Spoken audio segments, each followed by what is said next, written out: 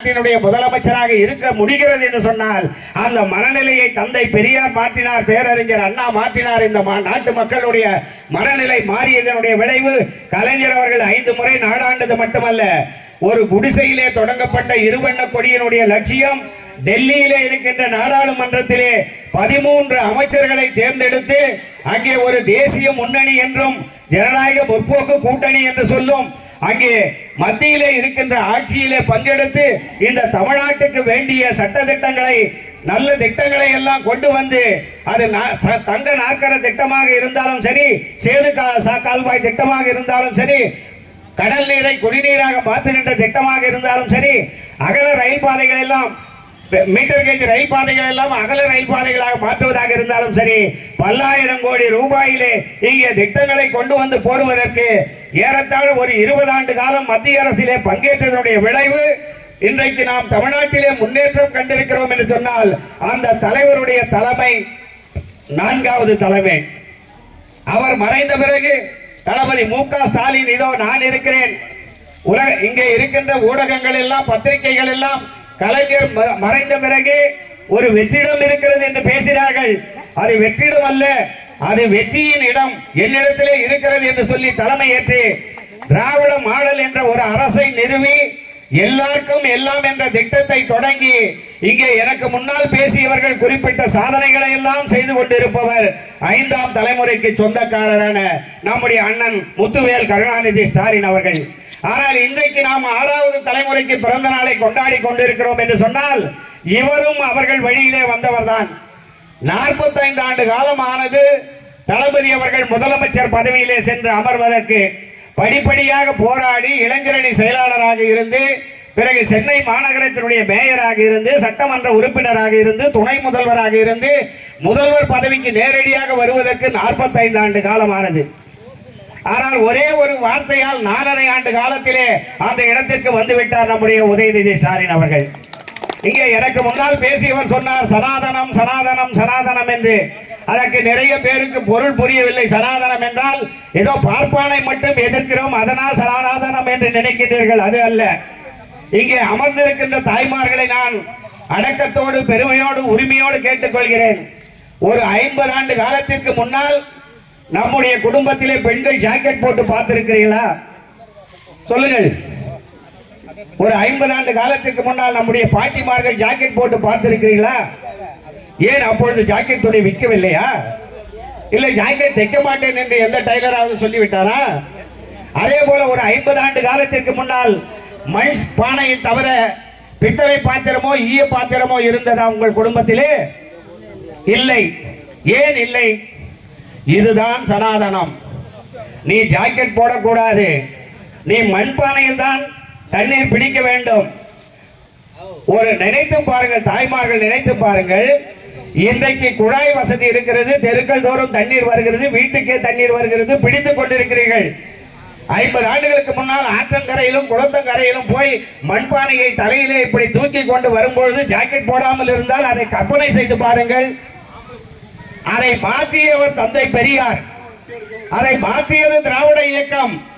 இவையெல்லாம் தான் சனாதனம். இன்றைக்கு ஒரு விவசாய நிலத்திலே இருக்கின்ற ஒருவனை பார்த்து டேய் முனியா என்று கூப்பிடுவான் 5 வயது சிறுவன். அந்த முனியனுக்கு 80 வயது ஆகியிருக்கும். ஆனால் அந்த பண்ணையார் வீட்டு பையனுக்கு 5 வயது தான் ஆகியிருக்கும். அந்த 5 வயது சிறுவன் டேய் முனியா என்று கூப்பிடுவான்.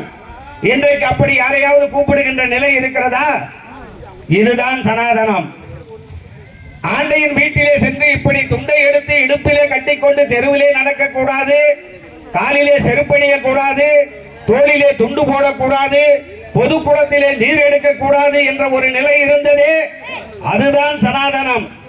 இன்றைக்கு எந்த தெருவிலாவது காலணியில செருப்பு போட்டுக்கொண்டுதான் நடந்து போய் கொண்டிருக்கிறோம். யாராவது துண்டை இடுப்பிலே கட்டி கொண்டு போவதை பார்த்திருக்கிறீர்களா? இந்த நிலையை மாற்றியவர் பேரறிஞர் அண்ணாவும் தந்தை பெரியாரும். இடுப்பிலே கட்டி கொண்டிருந்த துணியை எடுத்து தோளிலே துண்டாக போட செய்தவர் பேரறிஞர் அண்ணா. இன்றைக்கு திராவிட முன்னேற்ற கழக கூட்டத்திலே எங்களுக்கெல்லாம் நீங்கள் சால்வை அணிவிக்கிறீர்கள், துண்டு அணிவிக்கின்றீர்கள், எதிரே இருக்கிறவர்கள் துண்டு அணிந்து கொண்டிருக்கிறீர்கள் என்று சொன்னால் அது சுயமரியாதையின் அடையாளமே தவிர அது மதிப்பு மரியாதை கிடையாது. உன்னை எவன் இடுப்பிலே துண்டு கட்ட வேண்டும் என்று சொன்னாரோ அவனுக்கு எதிராக ஏதோ தோளிலே போட்டுக் கொண்டு போகிறேன் பார் என்று அவனுக்கு சொல்லாமல் சொல்லுகின்ற சுயமரியாதை தான். அதுவும் சனாதனத்தை எதிர்க்கின்ற நிகழ்ச்சி தான். இத்தனையும் செய்துவிட்டு இன்றைக்கு சாதனையினுடைய உச்சமாக 510 வாக்குறுதிகளை தேர்தல் நேரத்திலே நாங்கள் தந்தோம். அதே 400 வாக்குறுதிகளை இன்றைக்கு நிறைவேற்றி இருக்கிறோம். இங்கே தம்பி பேசினார், அதற்கு முன்னால் தலைமை கழக பேச்சாளர் இளஞ்செழியன் பேசினார். இன்றைக்கு மருத்துவர் ராமதாஸ் அவர்கள் ஒவ்வொரு ஆண்டும் மாதிரி பட்ஜெட்டை வெளியிடுவார். அது என்னவென்று சொன்னால் விவசாயிகளுக்கு பட்ஜெட் எப்படி இருக்க வேண்டும் என்று மாதிரி பட்ஜெட்டை சொல்லுவார். ஆனால் கடந்த 4 ஆண்டு காலமாக அவர் மாதிரி பட்ஜெட் விட வேண்டிய அவசியமே இல்லாத அளவிற்கு எங்களுடைய முத்துவேல் கருணாநிதி ஸ்டாலினாக இருக்கக்கூடிய முதல்வர் அவர்கள் விவசாயத்திற்கென்றே தனி பட்ஜெட் போட்டு ஆண்டுக்கு 20,000 கோடி ரூபாயை விவசாயிகளுடைய நலனுக்காக ஒதுக்குகின்ற ஒரே ஆட்சி திராவிட முன்னேற்ற கழக ஆட்சி. அது மட்டுமல்ல, அவர் தமிழ் குடிதாங்கியாக இருந்து பிற்படுத்தப்பட்ட மக்களுக்கு 20% இடஒதுக்கீடு வேண்டும் என்று போராடினார். அன்றைக்கு எம்ஜிஆர் மருத்துவமனையில் அமெரிக்காவிலே படுத்துக் கொண்டிருந்த காலம் போலீஸ் துப்பாக்கி சூடு நடத்தப்பட்டு 23 பாட்டாளி மக்கள் கட்சிகள் மாண்டு போனார்கள். அந்த 23 பேர் குடும்பத்தையும் 89ஆம் ஆண்டு ஆட்சிக்கு வந்த தலைவர் கலைஞர் அவர்கள் தமிழ் வழி தமிழ் காவலர் திட்டத்திலே சேர்த்து 3500 ரூபாய் அந்த இறந்த குடும்பத்திற்கு இன்று வரை கொடுத்து கொண்டிருக்கிறோம். சட்ட ரீதியாக கொடுத்து கொண்டிருக்கிறோம். அந்த 23 பாட்டாளி மக்கள் கட்சியை சேர்ந்த குடும்பங்களுக்கும் மாதம் 3500 ரூபாயை தமிழ் வளர்ச்சி கழகத்தின் சார்பாக வழங்கிக் கொண்டிருக்கிறோம் என்று சொன்னால் இது அவர்கள் கேட்டு கொடுக்கவில்லை. அதே போலதான் 115 ஜாதிகளை உள்ளடக்கி அன்றைக்கு மருத்துவர் ராமதாஸ் கேட்ட 20% இடஒதுக்கீடை நாங்கள் வழங்கினோம். அன்றைக்கு மறைந்த வன்னிய அடிகளார் அவர்கள் கலைஞரை அழைத்து அதற்காக பாராட்டு விழா நடத்தினார். போராட்டமாக நாங்கள் நடத்தினோம், உயிர் தியாகம் செய்தோம், சிறையை நிரப்பினோம். ஆனால் இதற்கு முன் இருந்தவர்கள் எங்களை கண்டுகொள்ளவே இல்லை.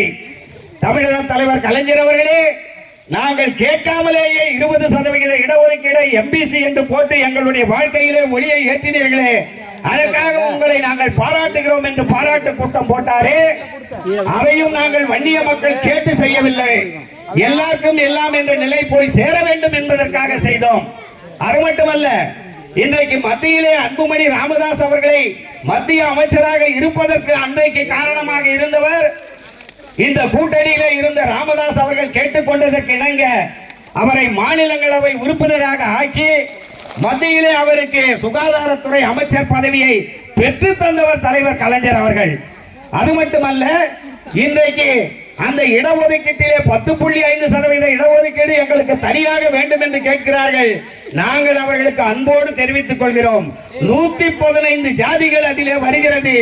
அந்த 115 ஜாதிகளிலே மற்ற ஜாதிகளிலே படித்த மாணவர்கள் இல்லாத காரணத்தால் 20% அனுபவித்துக் கொண்டிருப்பவர்கள் பாட்டாளி மக்கள் கட்சியை சேர்ந்தவர்கள். ஆனால் நீங்கள் கேட்கின்ற 10.5% கிடைத்துவிட்டால் அதில் 10 பேர் வீட்டுக்கு திரும்பி வந்து விடுவார்கள். உங்களுடைய சமுதாய மக்களினுடைய உணர்ச்சியை தூண்டி இன்றைக்கு நாடு முழுவதும் நீங்கள் போராட்டத்தை நடத்தி கொண்டிருக்கிறீர்கள்.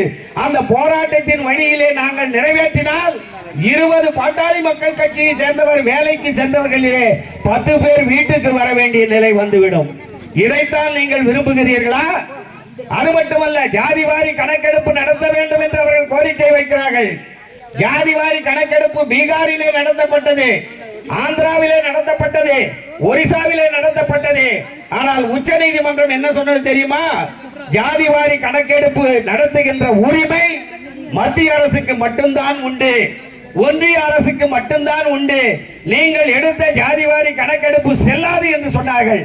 தயவு செய்து சிந்தித்து பாருங்கள். இப்படி ஜாதிவாரி கணக்கெடுப்பு எடுத்தாலும் அந்த அதிகாரம் மாநில சர்க்காருக்கு இல்லை என்கின்ற ஒரு நிலையை தெரிந்து கொண்டு நீதிமன்ற தீர்ப்பை படித்துவிட்டு இவர்கள் அரசியலுக்காக ஜாதிவாரி கணக்கெடுப்பு எடுக்க வேண்டும் என்று சொல்லுகிறார்கள் என்று சொன்னால், அருமை பெரியவர்களே, அருமை பாட்டாளி மக்கள் இளைஞர்களே, உங்களை நாங்கள் அன்போடு கேட்டுக்கொள்கிறோம். அரசியலிலே தெளிவு பெறுங்கள், சிந்தித்து பாருங்கள். இன்றைக்கு நாங்கள் செய்கின்ற திட்டங்களை எல்லாம் இன்றைக்கு உங்கள் சமுதாயத்தை சேர்ந்தவர்கள் தான் பெற்றுக் கொண்டிருக்கிறார்கள். அது கல்வியானாலும் வேலை வாய்ப்பானாலும் இடஒதுக்கீடானாலும் எந்தவித இதுவாக இப்ப 1000 ரூபாய் கொடுக்குறமே பாட்டாளி மக்கள் கட்சி சேர்ந்த பொம்பளைங்களுக்கெல்லாம் கொடுக்காத ஸ்டாலின் திட்டம் போட்டுக்கிறாரா? தயவு செய்து பாருங்க. தமிழ்நாட்டிலே 1,16,00,000 பேர் ரேஷன் கார்டுக்கு வாங்குறீங்களே, அதுல ஒரு 50 லட்சம் பேராவது பாட்டாளி மக்கள் கட்சிக்காரர் இருப்பாங்க. அவங்களுக்கு எல்லாம் கொடுக்க கூடாதுன்னு என்ன சொல்லி வச்சுக்கிறோமா? எல்லாருக்கும் எல்லாம் இதுதான் எங்களுடைய கொள்கை. ஆனால் இன்றைக்கு தேர்தல் அரசியலுக்காக ஒவ்வொரு முறையும் திராவிட முன்னேற்ற கழகத்தை குற்றவாளி கூண்டிலே நிறுத்தி பார்ப்பதே உங்களுடைய வேலையாக இருக்கின்றது. எனக்கு முன்னால் பேசியவர்கள் எல்லாம் சொன்னார்கள், அந்த திட்டங்களை எல்லாம் மீண்டும் வரிசைப்படுத்தி சொல்லிக் கொண்டு போனால் விடிய விடிய பேசிக் கொண்டிருக்கலாம். மாதம் 1000 ரூபாய் மகளிர் உரிமை தொகை. அம்மா இங்க பாருங்க, உங்களுக்கு அது இலவசம் இல்ல, மகளிர் உரிமை தொகை உங்களுக்கு சேர வேண்டிய உரிமை. அதை பேர் வைக்கும் போது ஸ்டாலின் என்ன சொன்னாருன்னா, இது போல மகளிர் கூட்டத்தில் பேசும்போது அவர் கேட்டார் ஒரு அம்மாவை, அம்மா நீங்க என்னவா இருக்கீங்கன்னு. நான் ஆசிரியர் வேலை பார்க்குறேன்னாங்க. இன்னொரு அம்மாவை பார்த்து நீங்க என்னவா இருக்கிறீங்கண்ணா, நான் நர்ஸா இருக்கிறேன்னாங்க. இன்னொரு அம்மாவை பார்த்து கேட்டாரு, நான் பேங்க்ல வேலையில் இருக்கிறேன்னாங்க. இப்படி ஆளுக்கு ஒவ்வொரு வேலையை சொன்னாங்க. கடைசியா ஒரு அம்மா என்ன சொன்னாங்க, நான் சும்மா தான் இருக்கிறேன்னு. அப்பதான் தலைவர் சொன்னாரு, நீங்க சும்மா இல்ல, 24 மணி நேரத்திலே 20 மணி நேரம் உழைக்கின்ற உங்களுக்கு தான் இந்த பணம் சேர வேண்டும். எப்படி என்று நான் சொல்கிறேன் கேளுங்கள் என்று சொன்னார். விடியற் காலை 5 மணிக்கு எழுந்து சாணம் தெளித்து கோலம் போட்டு விளக்கேற்றி காப்பி வைத்து கணவனுக்கு கொடுத்து பிள்ளைகளுக்கு கொடுத்து சுடுதண்ணி வச்சு கணவனை குளிக்க வச்சு பிள்ளைகளை குளிக்க வச்சு அவர்களுக்கு சிற்றுண்டி கொடுத்து பிறகு சிற்றுண்டி சாப்பிட்ட பிறகு பள்ளிக்கூடத்துக்கு பிள்ளைகளை அனுப்பிட்டு கணவனை வேலைக்கு அனுப்பிட்டு 10 மணிக்கு மேலே இருக்கிற துணியெல்லாம் துவைச்சிட்டு 11 மணிக்கு உட்காந்து ஒரு 2 இட்லி சாப்பிட்டு இருக்கும்போது ஐயோ மணி 11 ஆகி போச்சே, மீண்டும் வேலைக்கு போன கணவன் வருவார், பள்ளிக்கு போன பிள்ளைங்க வருவாங்களேன்னு சொல்லி அடுப்பை மூட்டி சோறு ஆக்கி மறுபடியும் அவங்களுக்கு போட்டு பிள்ளைய பள்ளிக்கூடத்துக்கு அனுப்பிச்சு கணவனை வேலைக்கு அனுப்பிச்சு 3 மணிக்கா ஒரு சீரியல் பார்த்துக்கிட்டு சாப்பிட்டே இருக்கும்போது 4:30 மணி ஆகி போச்சு, போய் பிள்ளைகளை இட்டு வரணும்னு சொல்லி போய் பிள்ளைகளை இட்டுன்னு வந்துட்டு திருப்பியும் மீண்டும் மாலைக்கு பெருக்கி தள்ளி கோலம் போட்டு விளக்கேற்றி இரவு சாப்பாடெல்லாம் ரெடி பண்ணி கணவனை படுக்க வச்சு பிள்ளைங்களை படுக்க வச்சு அதுக்கப்புறம் 10:30 மணிக்கா சீரியல் பார்த்துன்னு ஒரு புடி சாப்பிட்டு திருப்பி நாளைக்கு காலையில் செய்ய வேண்டிய வேலைக்கெல்லாம் இப்போவே எடுத்து வச்சு காய்கறிகளை அரிஞ்சு வச்சு மாவு எடுத்து வச்சு எல்லாம் செய்து வச்சுட்டு 12 மணிக்கு படுக்க போய் மீண்டும் 5 மணிக்கு எழுந்துட்டு சொல்கிறப்பா சும்மாதாங்கிறேன்னு. உண்மையிலேயே நீ தான் 24 மணி நேரத்தில் 20 மணி நேரம் உழைக்கிற தாயி, உனக்கு தான் இந்த 1000 ரூபாய் சேரணும்னு சொல்லி தான் 1,17,00,000 பேருக்கு தளபதி அவர்கள் வழங்கி இருக்கிறார்கள் மகளிர் உரிமை தொகை. அதே போலவே தான் பள்ளியிலே படிக்கின்ற தமிழ் வழி கல்வியிலே படிக்கின்ற மாணவிகளுக்கெல்லாம் புதுமை பெண் திட்டத்தின் மூலமாக மாதம் 1000 ரூபாய் வழங்குகின்ற திட்டம். அதே போல கூட்டுறவு சங்கத்திலே நீங்கள் எல்லாம் நகை வைத்து விட்டு மீட்க முடியாமல் இருந்தீர்கள். ஏழையின் வீட்டில் நகை இருக்கிறது என்னத்துக்குன்னா அவசரத்துக்கு அடமானம் வைக்கிறதுக்கு தான். அப்படி வச்சுட்ட நகையை மீட்க முடியல இருந்தப்போ அவர் சொன்னார் தேர்தல் அறிக்கையில், முறையான படிக்கு யார் 5 சவரம் வச்சுக்கிறியோ அவங்களுக்கெல்லாம் மீட்டு கொடுப்பேன். அதுக்கு என்ன அர்த்தம்னா, ஒரு ஏழை 5 சவரத்தை வச்சிருந்தா அவரை மீட்டு கொடுத்தா அது சமூக நீதி. ஒரு பணக்காரர் 20 சவரத்தை கொண்டு போய் 5 பேர் 5 சவரமா 4 பேர்ல பிரித்து வச்சுக்கிறாரு, அது சமூக நீதி அவருக்கு கொடுக்கறது. அதனால தான் என்ன பண்ணாரு, முறையான 5 சவரம் யார் வச்சுக்கிறீங்களோ அவங்களுக்கெல்லாம் மீட்டு கொடுப்பேன்னு சொல்லி அந்த 5 சவர நகையை மீட்டு கொடுத்த ஆட்சி தான் இந்த ஆட்சி. அதே போல தான் மகளிர் சுய உதவி குழு கடன். இப்போ உங்களுக்கெல்லாம் தெரியும், ஒரு காலத்தில் 1989 தர்மபுரியில் கலைஞர் அவர்கள் பட்டை தீட்டுகின்ற வைரம் பட்டை தீட்டுகின்ற தொழிலை தொடங்கி வைத்து வீட்டிலே இருக்கின்ற பெண்மணிகள் அவர் கையிலே 10 ரூபாய் இருந்தால் தான் மரியாதை இருக்கும் என்று சொல்லி மகளிர் சுய உதவி குழுக்களை ஏற்படுத்தினாரு. அந்த மகளிர் சுய உதவி குழுக்களுக்கு 22 மணி நேரமாக நின்று கொண்டு சுழல் நிதியை துணை முதல்வராக இருந்த பொழுது அறிவித்தவர் தான் நம்முடைய முத்துவேல் கருணாநிதி ஸ்டாலின் அவர்கள். அந்த மகளிர் சுய உதவி குழு கடன்களை எல்லாம் கொரோனா காலத்திலே கட்ட முடியாமல்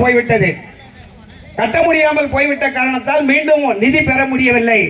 அதை மகளிரை சந்திக்கின்ற நேரத்திலே அவர்களுடைய கோரிக்கையை பெற்று 510 தீர்மானங்களிலே ஒரு தீர்மானமாக சொன்னார், நாங்கள் ஆட்சிக்கு வந்தால் மகளிர் குழு கட்ட வேண்டிய அத்தனை கடனையும் ரத்து செய்வோம் என்று சொல்லி 2500 கோடி ரூபாயை ரத்து செய்தவர் தான் இன்றைக்கு முதல்வராக இருக்கக்கூடியவர். அவருடைய தந்தையார் அவர்கள் எப்படி விவசாயிகள் வாங்கிவிட்ட கடனை கட்ட முடியாமல் தஞ்சையிலே இருக்கின்ற விவசாயி நத்தை கறியும் எலி கறியும் சாப்பிட்டு விட்டு அதுவும் கிடைக்கவில்லை என்று பூச்சி மருந்தை அருந்தி மாண்டு போனானோ, அவருடைய கடனை நான் ரத்து செய்வேன் என்று 2006ஆம் ஆண்டு தேர்தலிலே சொல்லி முதல்வர் பதவிக்கு கோப்பிலே கையெழுத்து போட்டு அந்த மை உலர்வதற்குள்ளாக கோப்புகளை மேடைக்கு கொண்டு வர செய்து 7000 கோடி 7200 கோடி விவசாய கடனை ரத்துப்படி செய்த ஆட்சிதான் கலைஞருடைய ஆட்சி. அவருடைய வழியிலே தான் இன்றைக்கு மகளிருக்கு 2500 கோடி ரூபாயை ரத்து செய்த ஆட்சி நம்முடைய தளபதி மு.க. ஸ்டாலின் ஆட்சி. அது மட்டுமல்ல, அப்பெல்லாம் நம்ம சின்ன பசங்களாக இருக்கும்போது தம்பிகள்லாம் தெரியும், ஒரு டூர் இட்டு போகிறாங்கன்னா இன்ப சுற்றுலான்னு பேர். அது பள்ளிக்கூடத்தில் இட்டும்போது ஒரு நாளைக்கு ஒன்று செஞ்சிக்கோட்டை இட்டு போய் காமிப்பாங்க, இல்லைனா சாத்தனூர் டேமை காமிப்பாங்க, இல்லைனா அந்த பகுதியில் இருக்கிற எதனா ஒரு சுற்றுலா ஸ்தலத்துக்கு இட்டு போய் வருவாங்க. ஆனால் தளபதி இன்றைக்கு என்ன செய்தார் தெரியுமா? தமிழ்நாடு முழுவதும் கிராம விளையாட்டு போட்டியை நடத்தி அந்த கிராம விளையாட்டு போட்டியிலே யார் முதலாவது மாணவராக வந்தார்களோ அவர்களை தேர்வு செய்து வெளிநாடு சுற்றுலாவுக்கு அனுப்பி வைத்தார். நன்றாக சிந்தித்து பாருங்கள். அவன் கொம்பு சுற்றலாம், கோலம் போடலாம், கட்டுரை எழுதலாம், இப்படி ஏதாவது ஒரு திறமை பெற்றவர்களாக இருந்தால் அவங்களெல்லாம் ஒருங்கிணைச்சு இங்கே இருக்கிற சாத்தனூர் டேமையே பார்க்க முடியாத கிராமத்து மாணவனை விமானத்தில் ஏற்றி சிங்கப்பூர் மலேசியா டூர் அமிச்சா இதுதாங்க எல்லாருக்கும் எல்லான்ற திட்டம். இதுதான் நாம் போய் இங்கே இருக்கிற பக்கத்து ஊரை கூட பார்க்க முடியாத குடும்பத்தில் பிறந்த ஒருத்தர் சிங்கப்பூர் மலேசியாவை போய் பார்த்துட்டு வர்றதுன்னு நினச்சி பாருங்க. அதே போல தான் நம்ம சின்னவர் என்ன பண்ணார் தெரியுமா? இந்த விளையாட்டு போட்டியில் யாரெல்லாம் சிறந்த மாணவர்களாக சிறந்த முதல் இடத்திலே பெறுகிறார்களோ அவர்களுக்கெல்லாம் அண்மையில் போன வாரம் 84 பேருக்கு அரசு பணி ஆர்டர் கொடுத்தாரு. இப்போ விளையாட்டுத் துறையில் யாரெல்லாம் சிறந்து விளங்குறாங்களோ ஒன்றிய அரசு அவங்கள வேலைக்கு போட்டுக்குவோம், மாநில அரசு வேலைக்கு போட்டுக்குவோம். ஆனால் மாணவர்களை என்ன செய்ய முடியும்? படித்து வெளியே வந்த இந்த மாணவர்களுக்கு அவருடைய தனித்திறமையை பாராட்டி 84 பேருக்கு அரசு பணியை வழங்கிய ஆட்சி தான் இன்றைய திராவிட மாடல் ஆட்சி. நாங்கள் திராவிட மாடல்னா எல்லாம் கேட்குறோம், என்னையா திராவிட மாடல்னு. எல்லாம் ஒன்றும் இல்லைங்க, ஜாதியை சொல்கிறதுனால கோச்சிக்கூடாது யாரும். ஏன்னா சிலது மக்கள்கிட்ட நேரம் அவங்க மொழியில் சொன்னாதான் சரியும். பறையனாவே இருக்கணும், பாப்பானாவே இருக்கணும்ன்ற மாதிரி இதுதான் சனாதனம். அதை ஒழிச்சு ஏண்டா நீ தான் மணி ஆட்டணுமா கோயிலில், ஏன் நாங்கள் ஆட்டினா அந்த சாமி ஏற்றுக்காத அப்படின்னு சொல்லி தாழ்த்தப்பட்டவனையும் கொண்டு போய் கோயில் கருவறையில் நிறுத்தி ஆண்டவனுக்கு முன்னால தொண்டு செய்கின்ற அர்ச்சனை செய்கின்ற உரிமையை பெற்று தருகிறோமே, இதுதான் திராவிட மாடல். பெண்கள் நீங்க தீட்டு ஆயிட்டீங்கன்னா வீட்டில் இருக்கிற பூஜை ரூமுக்கே போக மாட்டீங்க. ஆனால் உங்களை கொண்டு போய் கோயில் கருவறையில் நிறுத்தி ஓதுவார் உத்தியோகம் கொடுத்துருக்கிற தளபதி மு.க. ஸ்டாலின் தெரியுமா? ஓதுவார் உத்தியோகம்னா என்ன?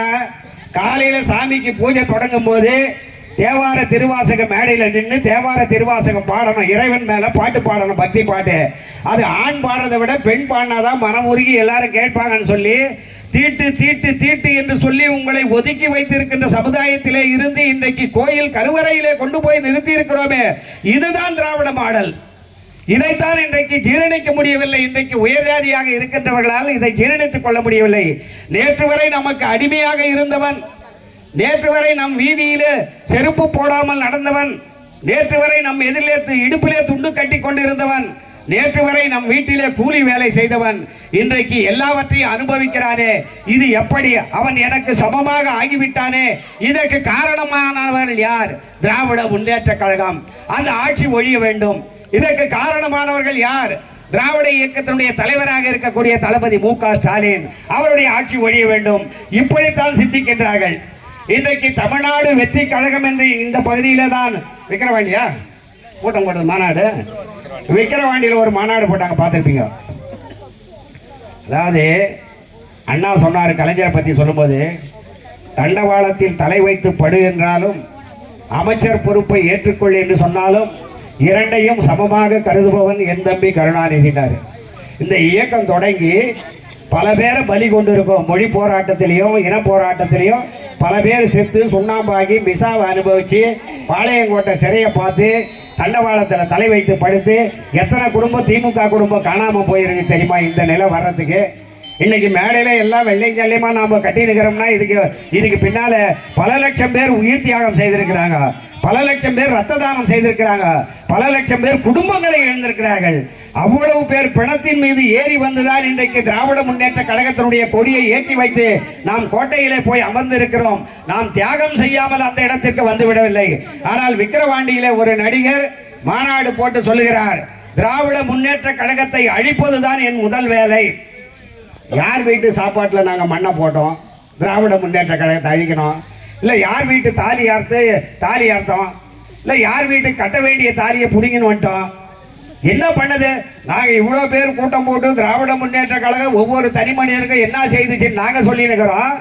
இவன் 200 கோடி ரூபாய் படத்தில் நடிச்சு விட்டு அதுவும் போனி ஆகுதுன்னு சொல்லிவிட்டு அரிதாரத்தை பூசிக்கினா ஆப்ராயர் போட்டுக்கினா அரை நிர்வாண நடிகையோட நடிச்சு விட்டு அந்த படம் ஓடலைன்னு சொல்லி பிஜேபியில் இருக்கிற அத்வானி கூப்பிட்டு என்ன சொன்னார்? அமித்ஷா கூப்பிட்டாரு, டேய் அங்கே உன்னை வச்சு தான் ஓட்டு கேட்கணும், நாங்கள் அதிமுக நம்ப முடியாது, அவனுங்கெல்லாம் சோட போயிட்டானுங்க, உன்னை வச்சு தான் ஓட்டு கேட்கணும்னு சொல்லி 2000 கோடி அந்த புஷி ஆனந்தம் மூலியமாக கொடுத்து இங்கே வந்து அதில் மாநாடு போடு கொய்யாப்பு கொளுத்தி அவன் சொல்கிறான், திராவிட முன்னேற்ற கழகத்தை ஒழிக்கிறதா என் முதல் வேலை. நாங்கள் சொல்கிறோம், டேய் இந்த இயக்கத்தை ஒழிப்புன்னு சொன்னோம் பூரா மண்ணுக்குள்ள கரண்டா.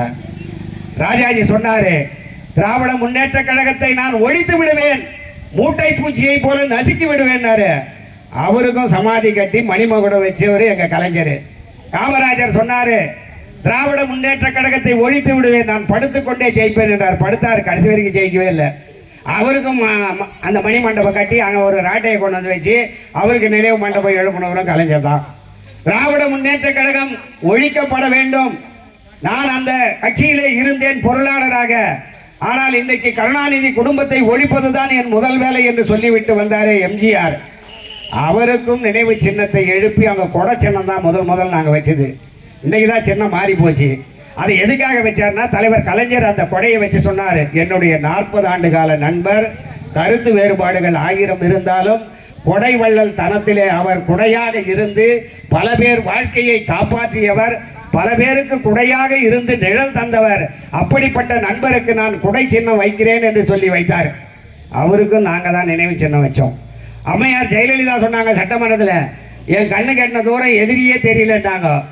நோய் சொல்லிச்சு, நான் இருக்கிறேம்மா, கட்சிங்க இல்லை போனால் போது நான் இருக்கிற வரைகிறேன்னு சொல்லி 75 நாள் பெட்டில் போட்டுட்டு செத்தாங்களா பொழிச்சாங்களா இருக்காங்களா இல்லையா சாப்பிட்டாங்களா சாப்பிடலையா குளுக்கோஸ் போட்டாங்களா மருந்து போட்டாங்களா எந்த வித செய்தியுமே இல்லாமல் 75 நாள் வரைக்கும் மக்கள் கிட்ட அந்த அப்போலோ மருத்துவமனை முன்னால் நின்றுக்கின பொன்னையனும் இன்னொரு அம்மாவும், அம்மா இப்பொழுதுதான் இட்லி சாப்பிட்டார்கள், அம்மா இப்பொழுதுதான் சட்னி கேட்டார்கள், அம்மா இப்பொழுதுதான் சாம்பார் சரியாக இல்லை என்று சொன்னார்கள். இப்படியெல்லாம் சொல்லி ஏமாற்றி 75 நாள் பொறுத்து அம்மா இறந்துட்டாங்கன்னு கொடி இறக்கிட்டோம். அந்த ஜெயலலிதாவுக்கு கூட கலைஞர் என்ன எழுதினா தெரியுமா? அப்போ நினைவாற்றலோடு இருந்தேன், உடன்பிறப்பே, கருத்து வேறுபாடுகள் 1000 இருந்தாலும் அந்த பெண்மணியின் இடத்திலே எனக்கு பிடித்தது அவருடைய துணிச்சல். அந்த துணிச்சலின் காரணமாக அந்த இயக்கத்திலே தொடர்ந்து ஒரு 5 முறை முதலமைச்சராக இருந்து மறைந்திருக்கக்கூடிய அந்த அம்மையாருக்கு திராவிட முன்னேற்ற கழகத்தின் சார்பாக என்னுடைய ஆழ்ந்த இரங்கலை தெரிவித்துக் கொள்கிறேன். அன்புள்ள மு கருணாநிதினு முரசொலியில் எழுதிட்டு தாண்டா அவரும் ஞாபகம் கூட போச்சு. இப்படி அழிக்கிறவன் சொன்னவெல்லாம் இன்னைக்கு மண்ணுக்குள்ள போயிருக்கிறான். இன்னைக்கு இவன் வந்திருக்கிறான் அழிப்பனை. எதுக்கு அழிப்ப? என்ன தவறு செய்தோம்? மக்களுக்கு ஏதாவது செய்யாமல் ஏமாத்திருந்தால் அதை குறை சொன்னால் நாங்கள் அரசியல் ரீதியாக சந்திக்க தயார்.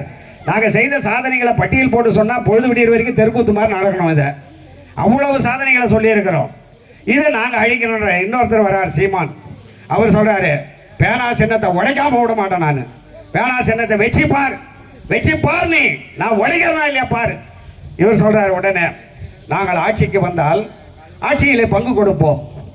டேய் கவுன்சிலர் ஆகிட, முதல்ல கவுன்சிலர் ஆகிட்டு ஊராட்சியை கைப்பற்றி நகராட்சியை கைப்பற்றி சட்டமன்றத்தை கைப்பற்றி ஆட்சிக்கு வா, பிறகு பார்க்கலாம்.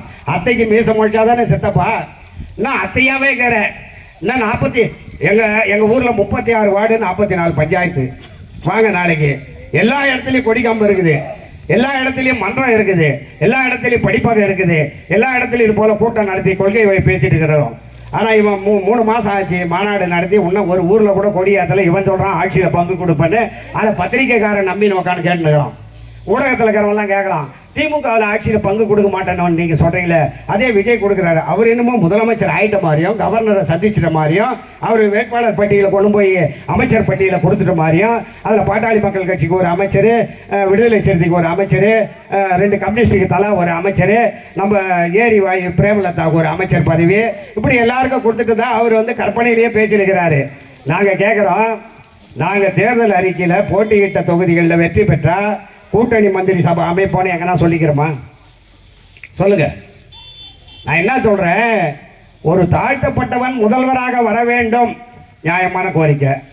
ஆனால் அது மக்கள் ஏற்றுக்கொள்ளப்பட்ட தியாகத்துக்கு உரிய ஒரு வளர்ந்த நிலைக்கு வந்த பிறகு தானே அந்த நிலை வரும். இன்னைக்கு இதே பெரம்பலூர் மாவட்டத்தில் பிறந்த எங்களுடைய ராஜா அண்ணன் மத்தியில் மந்திரி, தாழ்த்தப்பட்ட சமுதாயத்தை சேர்ந்தவர், அவரை நாங்கள் என்ன ஆக்கி வச்சுக்கிறோம் தெரியுமா? பொது கோட்டாவில் இருக்கிற பொதுச் செயலாளர் ஆக்கி வச்சுக்கிறோம், ரிசர்வ் கோட்டாவில் ஆக்கலை. இதுவே திராவிட முன்னேற்ற கழகத்து வளர்ச்சி தானே. நாளைக்கு எங்கள் ராசா அண்ணன் முதல்வர் ஆகிறதுக்கு வாய்ப்பு இல்லையா? அதில் யாரை ஏமாத்துறதுக்காக ஜாதி அரசியல் பேசிட்டு இருக்கீங்க? ஜாதி அரசியலால் இந்த நாடு கெட்டு போனதான் மிச்சமே தவிர வாழ்ந்தது உண்டா? சாதி அரசியல் சண்டையை மூட்டி விடும், அண்ணன் தம்பியா இருக்கிறவனெல்லாம் பிரித்து விடும், மாம மச்சான் கூப்பிட்டுக்கிறவனெல்லாம் அடிச்சுக்க சொல்லும். சாதியும் மதமும் இந்த நாட்டிற்கு கேடு. அதனால்தான் தந்தை பெரியார் சாதியையும் மதத்தையும் சாகர வரைக்கும் எதிர்த்தார். நீங்க நல்லா சிந்திச்சு பாருங்க, ராஜா அண்ணனுக்கு எதை கொடுக்கணும்? நாங்க 1.5 கோடி தொண்டர் இருக்கிறங்க. 1.5 கோடி தொண்டர்ல ஒரு தாழ்த்தப்பட்டவரை தானே பொதுக்கோட்டாவில் நாங்கள் துணை செயலாளர் ஆகியிருக்கிறோம். அந்தியூர் செல்வராய் தானே அந்த ரிசர்வ் தொகுதியில் ஆகியிருக்கிறோம். அப்படி இருக்கும்போது நாளைக்கு இதே ராஜா அண்ணா படிப்படியாக உழைப்பால் வளர்ந்து மேல நிலைக்கு வந்து அந்த நிலைக்கு போக முடியாதா? இவன் என்ன சொல்றான்னா, நல்லா போயினுங்கிற வண்டியை கெடுக்கிற மாதிரி நாங்கள் ஒரு முதலமைச்சர் பதவி தாழ்த்தப்பட்டவங்களுக்கு கொடுப்போம். நான் என்ன கேட்குறேன், இப்படி சொல்கிற எல்லா கட்சிக்காரும் முதல்ல உங்கள் கட்சி தலைமையை ஒரு தாழ்த்தப்பட்டவனுக்கு கொடுங்க. அது தேமுதிக வந்தாலும் சரி, அது பாமக வந்தாலும் சரி, அது பாஜக வந்தாலும் சரி, அது கம்யூனிஸ்டாக இருந்தாலும் சரி, அது எதுவாக இருந்தாலும் சரி, உங்கள் கட்சியில் முதல்ல தலைமை பதவியை ஒரு தாழ்த்தப்பட்டவனை கொடுத்துட்டு அந்த கோரிக்கையை சொன்னால் அது கரெக்டு. நல்லா ஓடினுக்கிற வண்டியை நாசமாகணும்னு சொல்லி இந்த நாட்டில் இந்த கூட்டணியை உடைக்கணும்னு எதுக்காகன்னா, தொடர்ந்து 10 தோல்வி பழனிசாமி பார்த்துட்டாரு. அவர் முதலமைச்சராக இருக்கும்போது பாராளுமன்றத்தில் நாம தான் வெற்றி பெற்றோம். பிறகு நடந்த உள்ளாட்சி தேர்தலையும் நாம தான் வெற்றி பெற்றோம். அதுக்கு பிறகு சட்டமன்ற தேர்தலையும் நாம தான் வெற்றி பெற்றோம். அதுக்கு பிறகு நடந்தப்பட்ட மாநகராட்சி தேர்தலையும் நாம தான் வெற்றி பெற்றோம். அதுக்கு பிறகு மீண்டும் நடந்த பாராளுமன்ற தேர்தலையும் நாம தான் வெற்றி பெற்றிருக்கோம். இப்படி தொடர்ந்து திமுக வெற்றி பெறுவதை பார்க்கும்போது அவர்களுக்கு ஒரு பயம் ஏற்படுகிறது. இந்த ஆட்சியாளர்கள் செய்கின்ற சாதனைகளை பார்த்தால் இன்னும் ஒரு 25 ஆண்டு காலத்திற்கு இவர்களை அப்புறப்படுத்த முடியாது போலக்குது. இப்போ பழனிசாமி என்ன சொல்றாருன்னா, இப்போ பொதுக்குழு செயற்குழு நாம கூட போட்டு 12 தீர்மானம் நிறைவேற்றிக்கிறோம். என்னென்ன தீர்மானம்னா, கட்சி வளர்ச்சி எப்படியெல்லாம் கொண்டு போகணும் ஒன்று. 2வது, ஒன்றிய அரசு நம்மளை எப்படியெல்லாம் வஞ்சிக்குது, அதுகிட்ட எப்படி போராட்டி நிதியை பெறணும், அந்த பெற்று வந்த நிதியை மக்களுக்கு எப்படி செலவு பண்ணணும். இப்படி தான் 12 தீர்மானம் நாம் போடுறோம். அதிமுக காரன் பொதுக்குழு செயற்குழு என்ன போடுகிறான் தெரியுமா? திமுகவை அழிக்க வேண்டும். நான் என்ன சொல்கிறேன், நான் வளரணும்னு நினச்சி செயல்பட்டா வளருவனா, இன்னொருத்தனை கெடுக்கணும்னு நினச்சா நான் வளருவனா? நீ உன் கட்சியை வளர்க்கறதுக்கு என்ன நிலை? 2வதுலேயே ஒரு பாலம் வரும், 4 பசுமாடு மேய்ஞ்சிட்டு இருக்கோம், அதை அடித்து சாப்பிட்ணுன்னு ஒரு சிங்கம் வரும். இந்த 4 ஒற்றுமையாகிறதுனால அடித்து சாப்பிட முடியாது. இந்த சிங்கம் ஒவ்வொரு பசுமாடாக பார்த்து கலகம் வைக்கும். உடனே இந்த 4 பசுமாடும் தனித்தனியாக போய் மேய ஆரம்பிச்சிடும். உடனே இந்த சிங்கம் ஒவ்வொன்றத்தையும் அடித்து சாப்பிடும். இன்றைக்கு மத்தியில் இருக்கின்ற மோடி தான் அந்த சிங்கம். 4 பசுமாடு, ஒன்று சசிகலா, ஒன்று டிடிவி தினகரன், ஒன்று ஓபிஎஸ், ஒன்று இபிஎஸ். இன்றைக்கி 4 பிரிவாக பிரிச்சுட்டாங்க. அதிமுக இன்னைக்கு என்னையுமே ஒன்று சேர முடியாது, சேரவும் முடியாது. இவங்க நினைச்சா கூட சேர முடியாது. அதுக்கு அங்கே இருக்கிற அவங்க எஜமா மோடி முயற்சிக்கணும். அவர் சொன்னாதான் சேர்த்து விடுவாங்க. இன்றைக்கு தன்னுடைய நிலையை மறந்துவிட்டு, தான் எப்படி இருக்கிறோம் என்பதை மறந்துவிட்டு கட்சியை காப்பாற்ற முடியாதவர்கள் தான் இன்றைக்கு திமுகவை பார்த்து குறை சொல்லி கொண்டிருக்கிறார்கள். அதே போல தான் நம்முடைய இந்த சீமம், நான் பேனாவை உடைச்சே தீர்வேன்னு சொல்கிறேன் பாருங்க. எப்படிப்பட்ட பேனா! பராசக்தி என்ற ஒரே படத்தை இன்னும் 100 வருஷம் ஆனாலும் அதுக்கு இந்த சமுதாயத்துக்கு சொல்ல வேண்டிய கருத்து அதில் இன்றைக்கே இருக்குது. பராசக்தி படம் ஒன்று போதுங்க, இன்னும் 50 வருஷம் பொறுத்து பாருங்க, இந்த சமுதாயத்துக்கு சொல்ல வேண்டிய கருத்து இருக்கும். ஒன்றும் இல்லை, சிவாஜி கணேசன் நடு ரோட்டில் படுத்துனப்பார். ஒரு போலீஸ் வந்து சொல்லுவார், டேய் எழுந்துடுறான்னு. எழுந்து இப்படி பார்ப்பார், என்னடா முறைக்கிற அப்படின்னு. எங்க தூங்குறவனை எழுப்புனா பார்க்காம என்ன செய்யறதுன்னு. ஆமாம் இங்கே ஏன்டா படுத்தேன்னுவார். பக்கத்தில் ஒரு மாடு படுத்திருக்கோம். உடனே சிவாஜி கணேசன் கேட்பாரு, இந்த மாடு செய்த பாக்கியம் கூட நான் மனுஷன் செய்யலையா ஆடு. டேய் நாளைக்கு நீ சென்னைக்கு மேயராக வந்து எங்கே ஒன்றா படுத்துக்கலான்னு சட்டம் போடு, இப்போ எழுந்துடுறான்னுவான். இந்த வசனத்தை எழுதும்போது தளபதி மு.க. ஸ்டாலின் மேயர் ஆவார் என்பதை கலைஞரும் சிந்திக்கவில்லை, நாடும் சிந்திக்கவில்லை. ஆனால் அது நடைமுறைக்கு வந்தது. எப்படி வந்தது? அதுதான் திராவிட மாடல். அப்படிப்பட்ட உணர்ச்சி பூர்வமான வசனங்கள் மூலமாக இந்த மக்களை தட்டி எழுப்பி அவர் தேர்தலிலே கொண்டு போய் நிறுத்தினார். அது மட்டுமல்ல, புதினங்களை படைத்தார். 75 திரைப்படங்களுக்கு கதை வசனம் எழுதினார், நாடகம் எழுதினார், புதினங்களை படைத்தார். பொன்னர் சங்கர் போன்ற தொலைக்காட்சி தொடர்களை படைத்தார். இத்தனையும் செய்துவிட்டு தினந்தோறும் அவர் இரவு 12 மணிக்கு படிக்க போகும்போது மறுநாள் முரசொலியில கடிதம் வரணும். உண்மையிலேயே சொல்லுங்க, திராவிட முன்னேற்ற கழகத்துக்காரங்க சொல்றேன், கலைஞர் கடிதம் எழுதிருக்கும் போது அந்த முரசொலி வேறதாங்க. ஒரு காதலி கிட்ட இருந்து கடிதம் வருமானு எதிர்பார்க்குற மாதிரி காலையில தொண்டம் போய் அந்த பேப்பர் கடையில் நிற்பான். முரசொலியை வாங்கந்தோ என் உயிரினும் மேலான அன்பு உடன்பிறப்பேன்னு எழுதிக்கிறார் பாரு.